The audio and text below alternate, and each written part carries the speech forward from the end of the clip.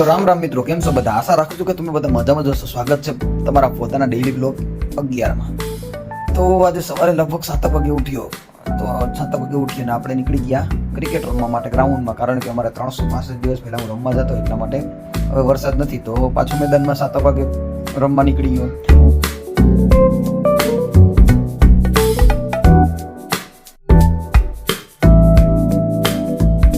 તો લગભગ અંદાજિત 9 વાગ્યા સુધી ક્રિકેટ રમ્યા અને પછી હું પાછો ઘરે આવ્યો.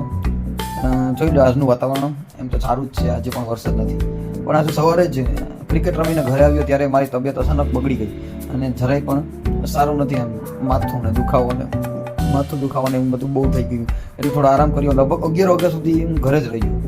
શરીરમાં થોડો થાક અને નબળાઈ લાગતી હતી, પણ રોજની જવાબદારી હોવાથી પછી તૈયાર થઈને ઓફિસ માટે નીકળી ગયો. કારણ કે ઓફિસે કોલ કર્યો હતો, પણ ઓફિસે પાર્સલ વધારે હતા, એટલા માટે મારા જે સાથીદારો છે એણે કીધું કે ભાઈ આજે તો આવવું જ પડશે, કારણ આજે લોડ વધારે છે. એટલે હું થોડુંક ધીમે ધીમે કરીને નીકળી ગયો ઓફિસે. તો તમે પણ આ ગેટ જોયો તો કમેન્ટ કરીને જણાવજો ક્યાં આવેલો છે. ઓકે,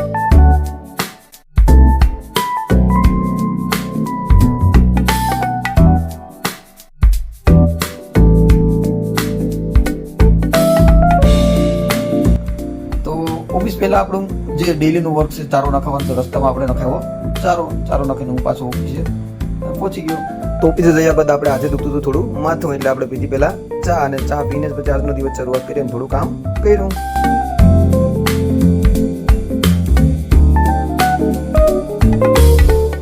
કામ પૂરું થયું પછી આપણે એક ભાઈ ભેગું ટિફિનમાં જમી લીધું અને જમીને ત્યારબાદ આપણે નીકળી પડ્યા. તો આપણે પહેલાં તો આપણો લોડ ગાડીમાં લઈ લીધો, અને ગાડીમાં લોડ લીધા પછી આપણે ત્યાંથી રવાના થયા અને આપણું પહેલું પાર્સલ આપણે ડિલિવરી કર્યું. પહેલું પાર્સલ ડિલિવરી કર્યું, એમ બીજું પણ પાર્સલ ડિલિવરી કર્યું, એમ શરૂઆત કરી પાર્સલ દેવાની ધીરે ધીરે.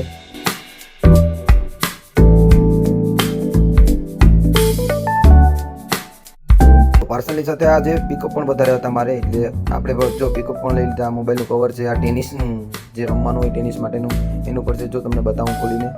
જો આ ટેનિસ માટે રમવા માટેનું છે, અને પાર્સલ પણ હતા અને રિટર્ન પણ હતા. તો આપણે ધીરે ધીરે બધું કરતા હતા. આજે તબિયતના લીધે થોડું મોડું થઈ ગયું હતું મારે પાર્સલ દેવામાં, કારણ કે બધે બપોરના સમય હું ગયો તો બધે સૂતા હતા, તો પણ પાર્સલ તો દેવા જ પડે. આપણે દીધા ગમે એમ કરીને ધીરે ધીરે.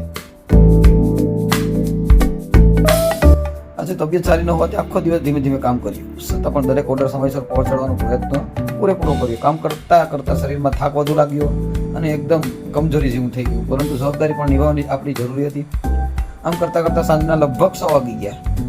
કામ પૂરું કરીને હું ડાયરેક્ટ ગામમાં પહોંચીને ડાયરેક્ટ ક્લિનિકમાં ડૉક્ટર પાસે ગયો અને ડૉક્ટરને બતાવ્યું. ડૉક્ટર પાસેથી દવા લીધી અને પછી પાછો ઘરે આવ્યો. ઘરે આવીને દવા પીધી અને આરામ કરવા ઉપર આપણે અગાચી ઉપર ચડી ગયો.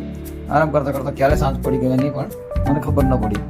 તો બસ શરીર સાથ આપશે તો જ સપના પૂરા કરી શકશું, એટલે મહેનતની સાથે પોતાનું સ્વાસ્થ્યનું પણ એટલું જ ધ્યાન રાખવું જરૂર છે. બસ મિત્રો, આજનો દિવસ આપણો આવો રહ્યો, થોડોક આપણે બીમારીની જેમ થયું. તો જો તમને આ વિડીયો ગમ્યો હોય તો લાઈક કરજો, કમેન્ટ કરજો, તમારી શુભેચ્છા જરૂર આપજો, શેર કરજો અને ચેનલને સબસ્ક્રાઈબ કરવાનું ભૂલતા નહીં. તો ચાલો મિત્રો, આજ માટે એટલું જ. રામ રામ. મળીશું ફરીથી આગામી ડેઈલી બ્લોગ 12માં.